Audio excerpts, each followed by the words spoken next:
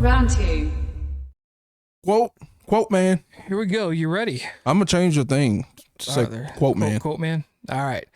Like maybe there's one or two black superheroes mixed in there with mostly white. I don't know how I'd grow up and not have a chip on my shoulder. So Eminem. Quote by Eminem on they call it a skit, but that's just a technical term. It was a interlude. It was something on Royce da 5'9's album called the Allegory. Apparently, so Eminem and Royce da 5'9 have been knowing each other for a long time. Obviously, as you can see, one is white and one is black. Apparently, they have these types of conversations all the time about race with each other. And Royce thought it was be a good message or appropriate to record one of their conversations and put it out there. This particular quote has something to do with superheroes. So I thought it was appropriate for this particular conversation about representation, especially because we are about to review a movie that was strong in representation. Okay, strong representation, Beetle, right? So who wants to take the crack at it? Well, I'll start off. You need to go ahead and get yours in because you. So okay, I like my superheroes to sound raspy. No, go ahead. Yeah, She's Batman. I am Batman.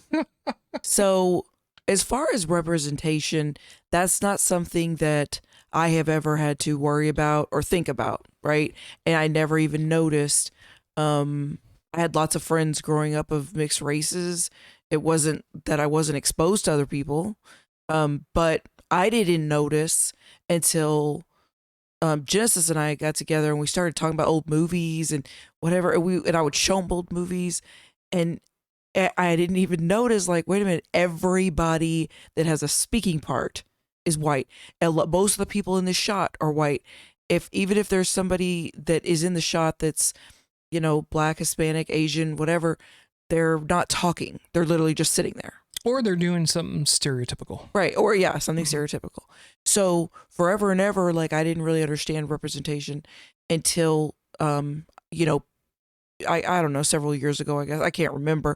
But people started kind of bringing it up, like for multiple reasons. It's not about race. There's multiple reasons. Children that are handicapped, they want to see themselves in Target ads. You know what I mean? Mm-hmm. Because it's like, look, that little girl looks like me in a wheelchair or whatever. Whether even if you're a little heavier, like people don't want to see models that are like stick figures. You want to see a little bit of everybody. There's the whole, representing gay people, not just the standard husband and wife. Anyway, but then it gets into race, of course, too. So anyway, I guess what I'm saying is I really don't have a lot to say on it, although because I didn't have to like deal with not being represented, but I 100% understand when people say it means a lot to see someone like me in this movie or as the superhero or whatever. Like I'm all for it. So, because I do see where people could possibly feel left out. I guess that's what I'll start with. You think that developed with age and wisdom, where you started to see that change in yourself, not just because of relationships, yeah, but just because, again, you start noticing those things. Mm-hmm. I know you want me to go first. I'm gonna look at you to go first because I know we're gonna butt heads like we always do. I think he's gonna say something surprising. Yeah, I think I'm gonna have the hot take on this one. All right. So I think in 2023, representation is important, but only because it has been made to be an important topic. For example, when I grew up, right, I didn't see myself in the cartoons. I didn't see myself on the TV. I didn't see myself in the White House. But at one point did I ever sit there and think, man, I wish there was a black president because blah, blah, blah. I would like to do that one day. Or I wish there was some more black superheroes that didn't just fly around on the lid of trash cans. Detective Comics. Hey. Every time, man. Every time. Hey, where's the lie? Shut up. Okay.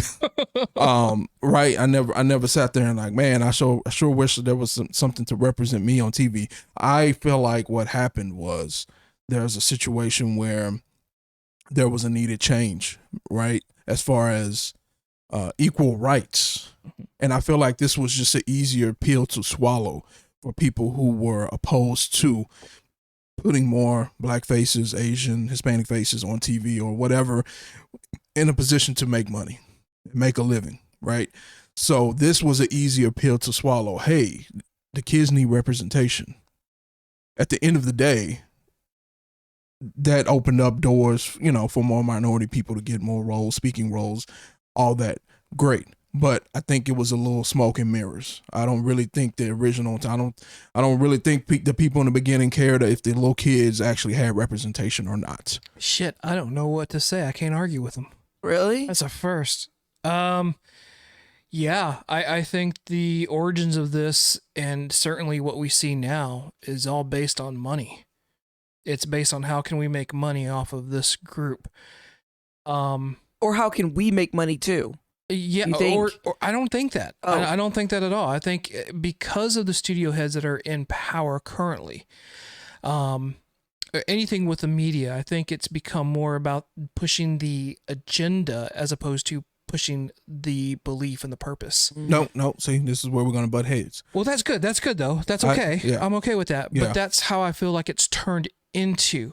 Now, I will tell you it's going to sound so stupid. It's not something that we would normally talk about on this show. So I just got done watching Flamin' Hot, the story of the Cheetos Hot, flaming thing. Oh. And he made a really good point. And the middle point of it was, he was like, you're not seeing this, market that you could tap into and make money off of, which is not a wrong thing to say, right? By any stretch of the imagination. But I think that became what we have today, where people do want to push, I feel, that part of the agenda of making more money where they couldn't before. And I feel like that's kind of where it's going. And some good's going to come out of it, some bad's going to come out of it.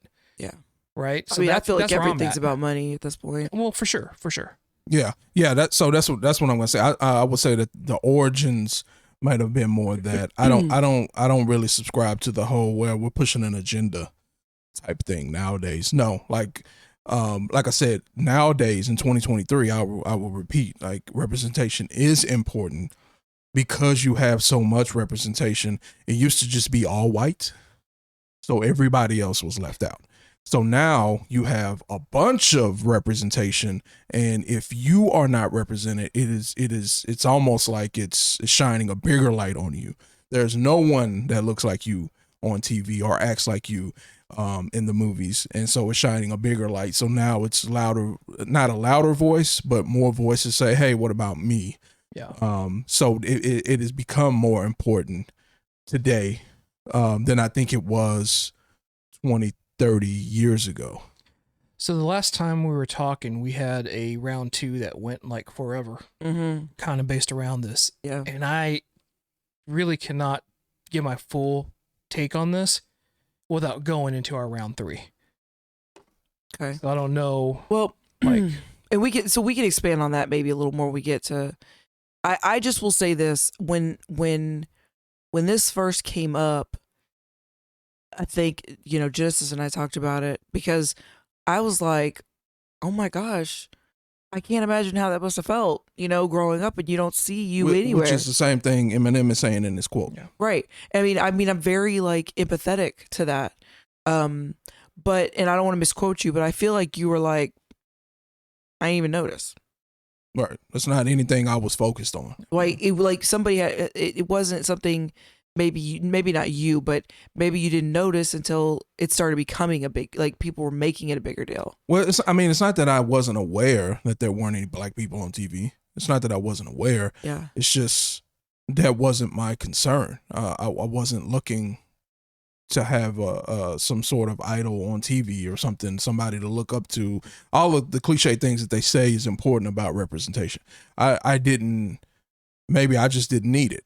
But I will say there was never once that I looked at myself as African American or biracial or multiracial, whatever the hell I am, right? I never looked at myself and was like, man, I wish I was something else so I could be on. You just a cute M&M almond flavor, my friend. Yeah. I never once looked at myself and was like, oh man, I wish I was different so I could be in the White House. Yeah. I never said, oh, I wish I was different so I can be on TV. Like I never thought You that. didn't like sit around and feel sad about the fact that you weren't on TV. No. You were seeing yourself. No. Or Yeah. Okay. And I have to agree with them. I never felt that way. I think probably until I got into my teens, and it was because that's when I first started really noticing racism more. Mm-hmm. But I still never sat there and looked at the TV and I was like, man, why are we not represented? Part of that reason, which I think my kids kind of attest to as well, was what I was watching. I was still kind of watching some old stuff. Even when I was growing up, watching, 66 Batman, right? At, Burt Ward and Adam West. That's, I was more of like, man, I can't wait to be Batman when I grew up kind of thing, and going even a step further when I started noticing early representation, which you cannot sit there and say that it for the Latinos growing up, we had that with I Love Lucy. We really did. So when watching I Love Lucy, there was stuff that Ricky would do, right? And Babalu, that's right. And we would watch that, and whenever he was like, "Oh man, I'd love some other West Boyo" and stuff like that, I was like, "Oh yeah, I know exactly what you're talking about," And so my kids grew up on that too. Yeah. Right. And so they, of course, they had a Latin father, an Anglo mother, like they could relate to that, and that's still one of their favorite shows growing up. But they didn't think about that. We really didn't notice, even to today. Because again, most of the comic book characters, it was about being or having that power. It wasn't about being that individual. Yeah. So even when you have a comic book hero, like let's say a Kyle Rayner, who was one of the Green Lanterns. Well, first off, it was kind of hard to even realize he was Hispanic or Latin of any type because his name was Kyle Rayner. Mm-hmm. I never heard of a Latin name like that, but that's the character. You ain't been all over Mexico, man. 100%. You ain't been all over Mexico. We have a lot of Spain going through our bloodline, so I have blonde hair, blue eyed, 100% Spanish or Latino family members, right? So it never really dawned on me that anything that was come like that. But Blue Beetle was probably the first time where I actually went and said, "Holy crap, that felt awesome." Yeah. To watch. So let me say one more thing before we get into the Blue Beetle. That sounds dirtier than what you meant. It's just I don't know. It's just it's a situation where if people, let's put it this way, if people weren't racist, if there wasn't racism, this wouldn't even be a topic, right? There wouldn't be a thing, regardless of what the agenda was at the time. There would never be a thing about representation being the driving force on why black people and minorities get more roles on TV and elected to more, right, blah blah blah. It wouldn't be an issue. So my thing is, if there are people out there that think that there is some kind of agenda being pushed, if you don't want the agenda being pushed, stop being bigoted and racist. Round 3. Right. Agreed. I think stop being that way, and then the issue wouldn't have to be forced. Yeah. It's so, God, man, I wish this was a forgive the expression here. I wish it was a black or white issue, but there's so many facets of gray that are littered throughout this, that those who you think would be smart individuals on this matter, or who would be more open-minded on this matter, you see them kind of back and forth. And then you see the ones who want to be 100% gun-ho, and then it's like, well, now wait a minute though. You don't necessarily represent that group because of certain things, right? Like I'm never going to speak on behalf of someone who's of the LGBT community. I'm not one. Why would I be a speaker on them?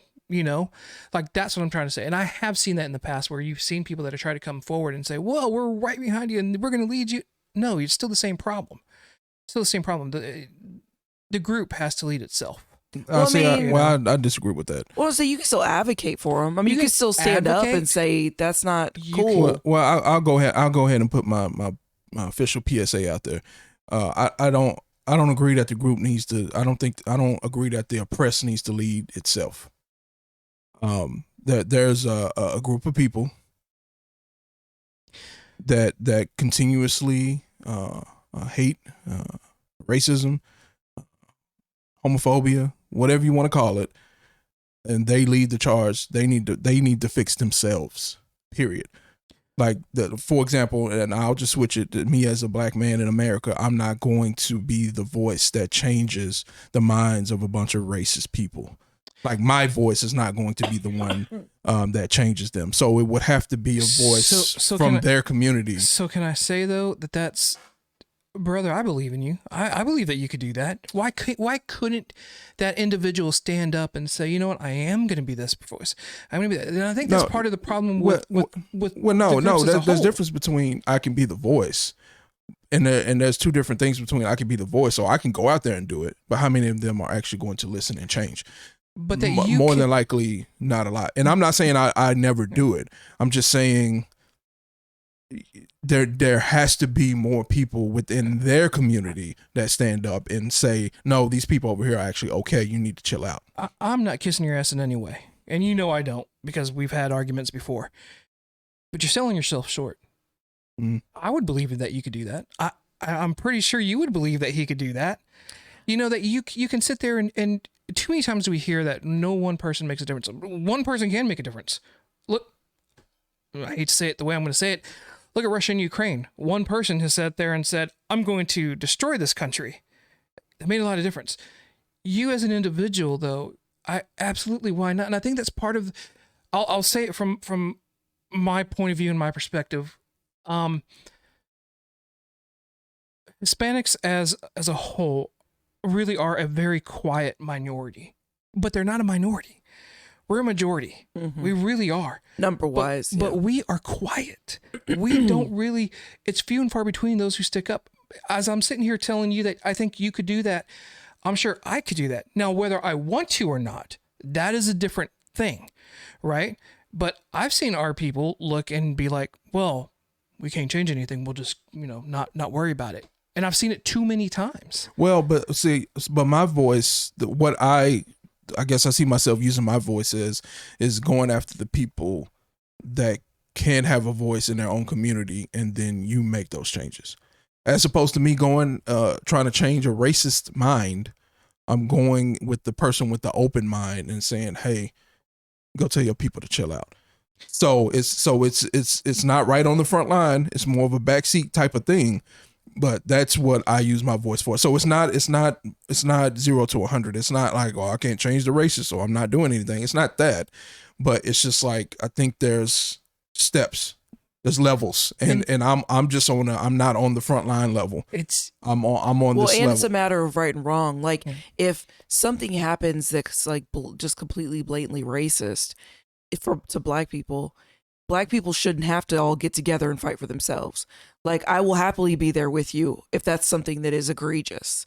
You know what I mean? Like, everybody should call that out. This is not up to black people to stand up for themselves. No. I'm not saying it's only up to them. Or not just black people. I mean, I'm just using as an example. Just any group, any minority group that we're talking about. Yeah. You really would like to see that change happen there, because, all right, let's take an example, right? Ukraine? We can go Ukraine again if you want to.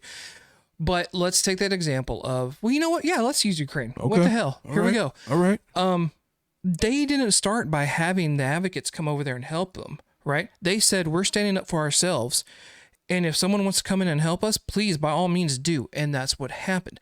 I'm not sitting there saying that you can't help representation of any group you want to help. That's fantastic. All I'm saying is that that lead needs to come from within that group, because that's the only way you actually get other like-minded people of your group to actually stand up and speak, to actually stand up and say something.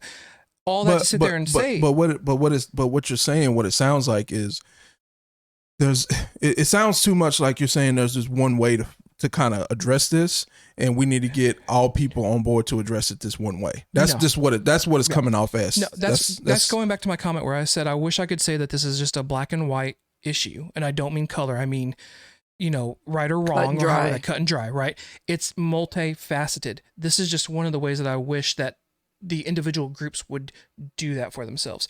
You have minority groups that are much smaller, and again, I'm going to use Latinos, is much smaller than ours, but they speak way louder and they have more of a vocal voice. I am saying that we need to start doing that more. Well, That's no, what I'm saying. I mean, and I agree to some, because like if let's just say, because I've seen videos of this, like somebody's at the grocery store and they're speaking Spanish, right? And somebody is like, speak English. We speak English in this country or whatever, right? Were you following me that day? No. I 100% would want, first of all, if I was standing there, I almost want to be standing there when somebody does that because I want to go off. But if whoever that person is talking to, the person who was speaking Spanish, who very well could be from this country, they're just speaking Spanish because maybe that's what they are comfortable speaking, right? Mm-hmm. They need to stand up for themselves too. Don't cower down to these racist people. But that goes back to what Genesis was saying, and that goes back to what I was saying too. I know, but yeah. I'm saying I've been there when someone has said you need to speak Spanish. I've stepped in, but then I've also had that same person who I thought I was defending, right? Mm-hmm. Why are you causing a scene? Oh, I'm sticking up for you. Like, we got to stick up for each other. But why are you doing that? Let's just let it go. Oh yeah. So it is very good to have that emotion, and maybe that's where you're coming in from on your side, Genesis, by saying having someone of that like person who's closed-minded, have them speak to that group. And you're not wrong, but we also need to have that inner energy to sit there and say, no, I can stand up for my groups. I mean, Hispanic people are much quieter. They don't want problems. Very much. They don't want to make waves. Just let it go. Mm-hmm. And that's probably like a privileged part of me. I'm like, oh no. Like, you need to get out. I will never forget when my brother-in-law, he got to the house and he was laughing. I was like, what's going on? He goes, I got pulled over. I was like, oh, what happened? He goes, I was speeding. He goes, but this, punk cop was being a little bit of a jerk. And I was like, hey, and I don't need the ticket. Either give me the ticket or shut up. And I was like, you literally told him that? He was like, yes, and I was like, I'm glad you did. And he goes, what does that mean? I said, I would be in jail or dead if I told that to a cop who just pulled me over. Like, there is certain things. A friend of ours who I love is my brother, and I will defend him even when he's being stupid sometimes, right? And he will do the same for me when I'm being stupid. But he can never sit there and say, I know what it's like to be pulled over while brown. Yeah. He cannot. He has no basis of that because it's never happened. Yeah. So so that just to tie it back in. So this particular quote where Eminem says, I don't know how I'd grow up and not have a chip on my shoulder. Mm-hmm. It kind of plays into that. Like you have, but you don't necessarily know how it is to grow up as a minority. So, I mean, the first part of his quote says, I don't know. So I got to give, I guess, partial credit for that.